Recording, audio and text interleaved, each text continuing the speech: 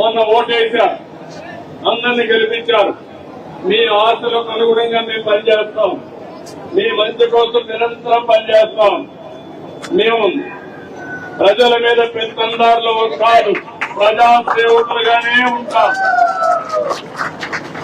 మా ఎమ్మెల్యేలు గాని అధికార యంత్రాంగం గాని ఎప్పుడూ మీకు అందుబాటులో ఉంటుంది.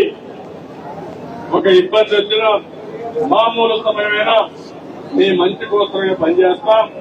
ఈ విషయం కూడా మీరు ఆలోచించమని మరొకసారి కోరుకుంటూ, ఏదో ఆ రోజు ఎలక్షన్ లో ఓట్లు వేశారు, ప్రమాణం గెలిపించారు, మా బాధ్యత అయిపోయిందని మీరు ఇష్టపడుతుంటే మళ్ళా దుర్మార్గులు వచ్చి రాష్ట్రాన్ని సర్వనాశనం చేయడానికి ఆలోచిస్తారు.